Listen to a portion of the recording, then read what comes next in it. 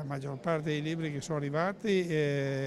rispettavano, diciamo, i principi del premio, cioè la storia sulle Alpi, le storie delle comunità alpine, cosa hanno vissuto nel tempo e il loro rapportarsi con l'ambiente che è appunto particolare, quello della montagna, nel rispetto che mio papà ha sempre detto e sostenuto, nel rispetto della natura, del convivere insieme alla natura. Sono arrivati 38 libri di qualità e la giuria ha deciso, ha fatto questa scelta. È stato scelto un libro di un storico, Diego Leoni, che tratta in modo molto preciso e complesso la guerra, diciamo, del 15-18 svolta in alta quota, e questo libro di narrativa di Matteo Melchiorre, che racconta la storia di due comunità che erano congiunte, diciamo, da questo sentiero, la via di Schener, da una parte i Feltrini, da un'altra i Trevigiani, però con le storie di tante persone. Beh, questo premio è stata una grande sorpresa, specialmente vista qual era la rosa dei finalisti, che erano tutti dei libri molto importanti e degli autori, insomma, di grande livello. Questa è una sorpresa enorme. E diciamo che un po' viene a sostenere un po' il corso del libro, che è un libro, La via di Schener, edito da Marsilio, che sta andando piuttosto bene, pur essendo un libro, ecco, che si occupa di un territorio piccolo, che è il Feltrino e la Valle di Primiero, e che quindi in generale, ecco, libri così localizzati fanno un po' fatica a muoversi, e invece questo un pochino si sta muovendo. Questo è un paese che sputa sulle proprie periferie, che in realtà sono il suo centro, e in questo caso l'Appennino è il centro del paese. Ora, ripensando a Mario Rigoni Stern, che quando gli ho chiesto che cosa ricordava della propria vita, lui diceva che le cose più importanti che aveva fatto era riportare a casa i soldati del suo battaglione, aver fatto legna e aver fatto dei bravi figli. Soltanto la quarta cosa era la letteratura. Per cui ho pensato che dovessimo, proprio per ricordare Mario Rigoni Stern, anche aggiungere ai premi letterari qualcosa che riguardasse la resistenza in montagna.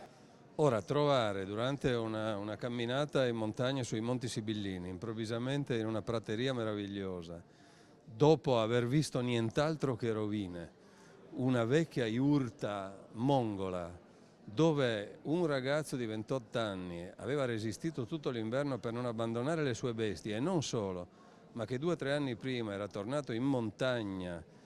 per colmare il vuoto lasciato dal nonno, che era la spina dorsale di questa sua azienda, grande azienda biologica. Lui aveva deciso di restare e non ha mai interrotto la produzione. Allora, se voi vedeste la condizione di quelli che lavorano lì intorno, le distruzioni che ci sono, le stalle crollate, le bestie che hanno passato l'inverno fuori, ecco, questa è una cosa che ti scalda il cuore, e così abbiamo deciso, anche proprio per il simbolo di questa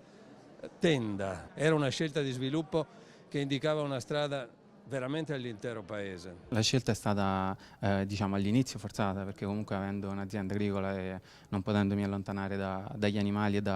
dall'azienda, appunto all'inizio è stata forzata, poi è stata voluta perché mi sono reso conto che anche magari colleghi piuttosto che amici si trovavano anche più in difficoltà, visto che comunque la media d'età degli allevatori e dei colleghi è piuttosto alta, quindi anche la possibilità di aiutare e dare una mano al territorio, e poi proprio il voler dare l'esempio di resilienza, diciamo, e voler restare sul territorio, perché il territorio può essere vissuto e seppur con qualche difficoltà sicuramente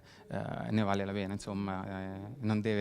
può e non deve essere abbandonato. Il territorio montano senza i giovani, senza iniziative e menti fresche appunto rischia di rimanere lì e di cadere nell'oblio, quindi ha bisogno di essere vissuto, ha bisogno di portarci gente, di iniziative giovani e di freschezza.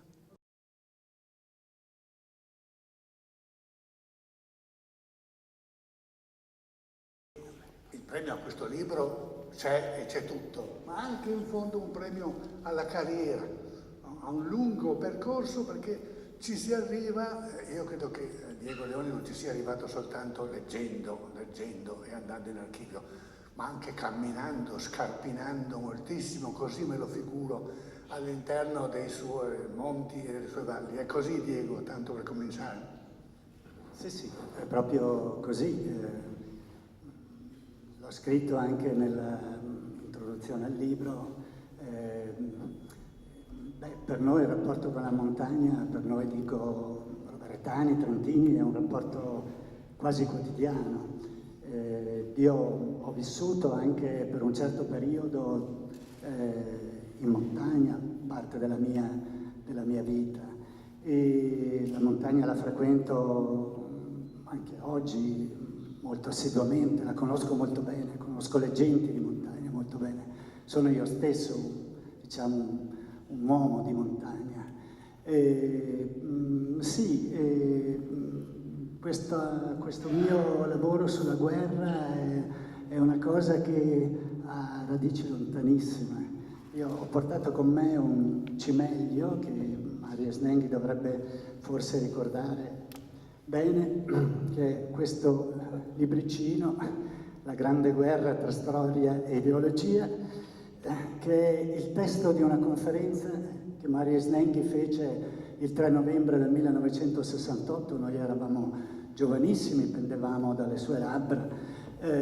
di storico allora militante, storico alternativo della Prima Guerra Mondiale, fece a Rovereto alla vigilia di un evento che era un evento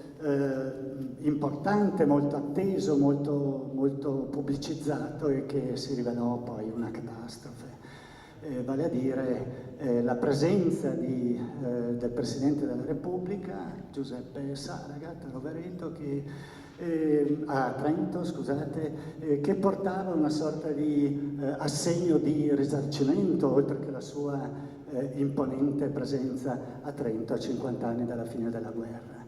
Perché si risolse in una catastrofe? Perché quel giorno noi, giovani roveretani, trentini, ma alle nostre spalle c'erano gli studenti di sociologia, alcuni dei quali, molti dei quali erano degli sconsiderati ragazzi allora, e bloccammo il corteo del Presidente della Repubblica e fummo violentemente attaccati dagli alpini che erano presenti in massa in quella città, in quella giornata fatidica. In quel giorno si compì una sorta di clamoroso e grave parricidio, nel senso che la nostra generazione smise di parlare con la generazione dei nostri padri.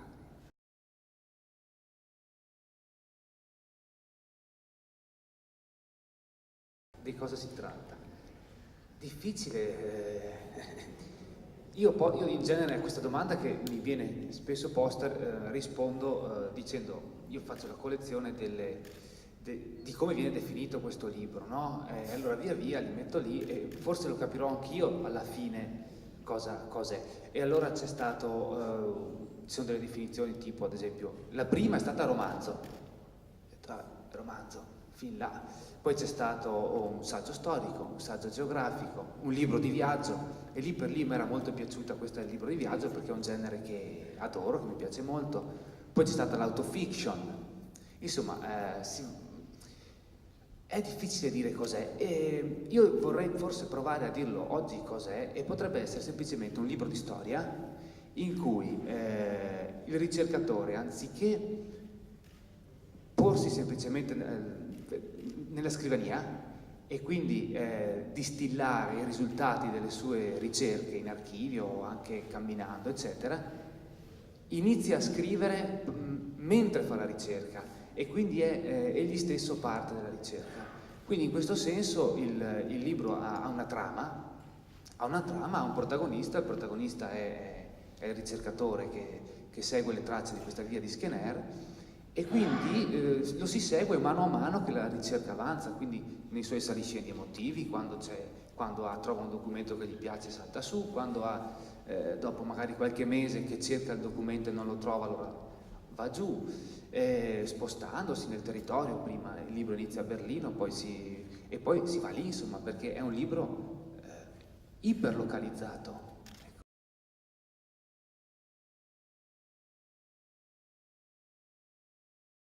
Come diceva Paolo, ho 28 anni e la mia è stata una scelta nel senso che la storia d'allevamento e della pastorizia appartiene alla storia della mia famiglia.